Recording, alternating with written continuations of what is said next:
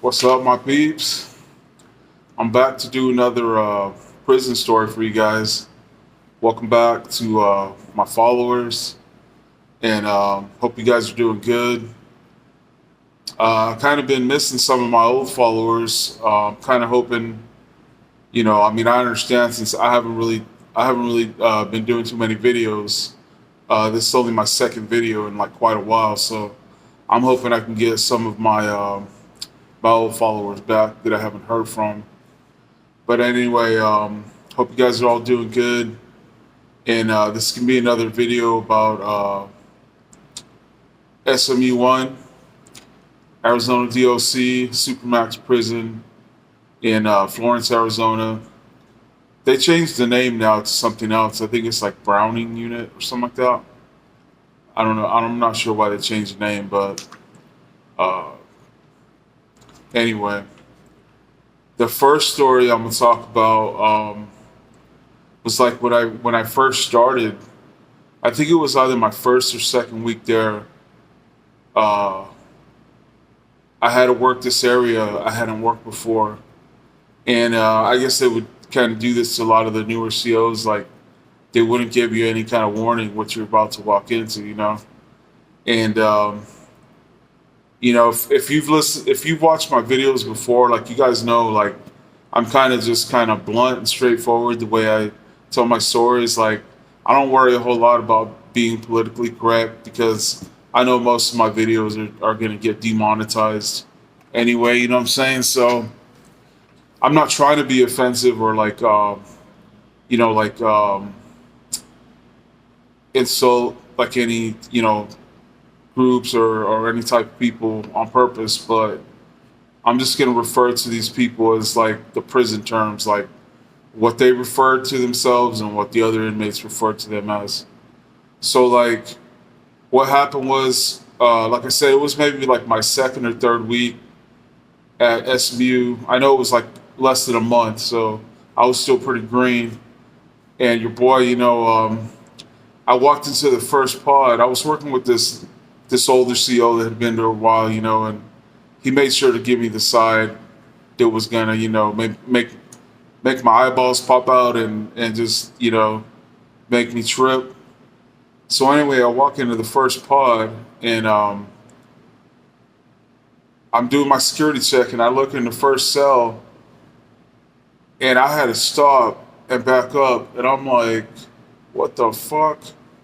Man, like they didn't tell me this whole pod was like I guess what they call transformers, I guess people now call them like trans, pretty much the same word, but that's what they call them, transformers, because some of them were going through that process, like they were on like hormones and stuff, right? I'm pretty sure they still all had their man parts, but like a lot of people don't know this, but if somebody gets incarcerated, like if somebody goes to jail or prison, and they've already started that process of like being on hormones to make that transformation, the state is obligated, is required to keep that going because I guess it can cause like serious like mental repercussions or whatever. So yeah, man, like the first couple of cells, man, I swear I thought I saw like I don't know, man, like this dude was like tall and skinny and had this long black hair down to like his waist. I mean, like long, thick hair that like some women, a lot of women would probably be jealous of. You know what I'm saying? And then he had like these little short shorts, and then he had his shirt like tied like in the front right here, and he was definitely on hormones because he was starting to kind of like grow some breasts, and then like right next to him was this other dude. It was like same thing, like skinny, but he was smaller, like small, really skinny, and had long blonde hair. Not as long as the other guy, but man, they both looked like females, like and they would use like the ink from the pens and markers. Like if they could get a hold of like a Sharpie or just a regular ink pen, they would, bleed the ink out and they would use it as like makeup, man. It was crazy, man. I was like, what the freak? But anyway, the other officer got a kick out of my reaction. Like I must have, when I walked out of there, I must have looked crazy or something. Like my face was just in shock or something. But oh, and they used to also use Kool Aid, like the different colors of Kool Aid.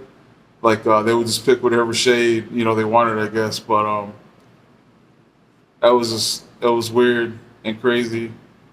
But there was this one of the funny things that happened was there was this one. He was a big dude or a big transformer or he she whatever you want to call him. But dude was like maybe about like my size, and he was like pretty stocky, and he had like a 5 o'clock shadow. Like he was one of them type of dudes. Didn't matter like if he just shaved, you could still see like that darkness, which kind of made it funny because he dressed like a female, like with short shorts and would tie his shirt. Same thing, would use the Kool Aid and the ink, from the pens and markers to make makeup. And he used to try to make his voice sound feminine, but like I said, he was kind of a big dude, big stocky dude, had big arms, big shoulders, but tried to make himself look like a female. And anyway, like he was always joking around with me, like asking me like, "Hey, let me go in the shower with what's his name in 102 or whatever, one of them cells." I guess they were like they wanted to hook up or something. And I was like, hell no. I was like, that's fucking, that's out of the question, man. Like, I don't want no part, now, you know what I'm saying? And like, he kept asking me, like, come on, CO, like, I won't say nothing. And I guess he was serious. Like, I don't know if he was asking other COs too, but he was like trying to get me to let him in the shower with that other inmate so they could have some fun. You know what I mean? And so like I was walking out of the pod, and I told him no one more time. He's like, "Come on, Diaz." I'm like, but he was talking like a female. He's like making his voice sound feminine. Sounded like a lady asking me. Like a lady with a kind of deep voice. But so, anyways, I'm about to walk out of the pod, and this same inmate that had been making his voice sound all feminine, all of a sudden when I'm about to walk out of the pod, he fucking made me jump because he yelled in like the biggest, meanest, deepest voice, "Fuck you then." And I was like, oh shit. I was like, all right. I was like, all right, man, I got you. But anyway, that same inmate, I ended up asking the other CO, I don't remember what the inmate's name was, but the big inmate, I asked the CO, I said, hey, what is uh what is that one transformer locked up for, the big one? And then he said, dude used to own a flower shop or something like that. And supposedly one night after he closed up, he was walking to his car, and this dude tried to rob him. And I don't know, I guess he had a knife in his purse or something, and like pulled out the knife and like I don't know if the dude wasn't armed or something, but like I guess he ended up stabbing the dude like about 30 something times and killing him. And I still kind of don't understand if that's all the facts. Like, I mean, he kind of should have. Maybe at the worst, he should have got manslaughter. Because it's self-defense. The dude's trying to rob him, but supposedly that's what the other CO told me, and so he got murdered because they said he went too far. Like it was excessive, I guess. But yeah. So anyway, I seen a lot of weird shit in that unit. Just stuff I would rather not see. You know what I'm saying? But this weirdness. But the second story I'm gonna tell, also happened at SMU, and so like SMU used to be like the intake unit for like all of Florence, for all the state facilities, the DOC facilities, and we used to have like in our like intake where they brought the inmates in. there used to be these cages outside. Um, Kind of look like the rec pens, like if you've ever seen on movies. It's like a cage where they put the inmates and they can exercise and stuff. They kind of look like those, but it was for the new arrivals. They would put them in those holding cells outside sometimes because maybe there was like too many of them or something. And so like one day, let me check my notes real quick. So like one day, uh, they um they brought this I think it was like a van.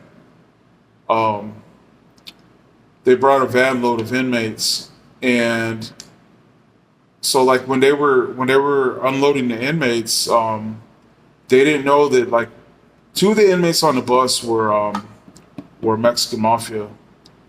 And I guess one of the like, as you know, if you've ever like watched like prison documentaries or anything like that, like you find out that a lot of the violence, like regarding like the like the mafiosos and stuff, a lot of it is like on their own people, like for getting out of line or fucking up or something, you know. So anyway, I guess this dude was greenlit for something. He made some bad mistake or something, and so when they were getting off the van, the guy that was supposed to take him out, I guess he pulled a shank out of his ass. And like, man, I never understood like how the fuck they do that without damaging themselves. But I guess like they wrap it like in I don't know, they'll tear up a sheet or something, or like a towel. They wrap it, and then like I don't know if they must leave the point out or something, but I don't know how fuck they do it. But and I don't really want to know, you know what I'm saying? But I guess he pulled, and they got these dudes got belly chains and leg irons, so it's not like they're free, you know, like, and they're wearing a jumpsuit, you know, that has like, I think it was the one that has Velcro on the front right here. So I guess homeboy like I guess he put his hand inside the Velcro and fucking pulled his weapon out of his his fucking man purse, you know, if you know what I'm saying. And so I guess he was like, the other dude was like maybe a couple of spots ahead of him. So I guess he ran up to the dude, and like I said, they have leg irons, so you know, it probably looked funny running because they got to take little steps, you know, because they got leg irons on their legs. But he ran up behind the dude and grabbed him, and then just like started stabbing him, I guess. I didn't see it happen. I seen the video, but so like he ran up behind dude, started stabbing him. Maybe stabbed him like about, I don't know, like about 8 to 10 times, and then you know, they pull out gas and start spraying him, and so he took off running, you know, or like waddling, you know, like running, you know, as fast as he could with the leg irons, and he dove back underneath the van that they had just gotten off of. And I guess he turned on his back, and then he took the shank and stuffed it somewhere in the van. I don't know, like I guess hoping that they wouldn't be able to find it, you know. So they sprayed him some more, and then they pulled his ass out from under the van, and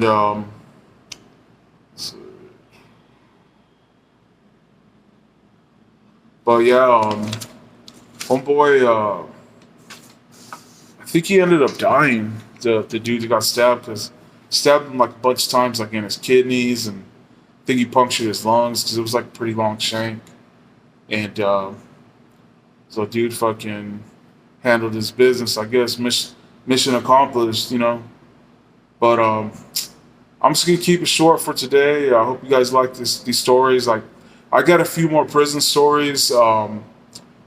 You know, like I'm just about out of prison stories. I've told like pretty much like almost all of them, but I still got a lot of paranormal stories. So I hope you guys, you know, are interested in those too. I got some really good paranormal experiences that I haven't talked about yet. So anyway, don't forget to hit like, subscribe if you're not already, and hope you guys like this one. That's it for now. Your homie Big Cisco. Peace.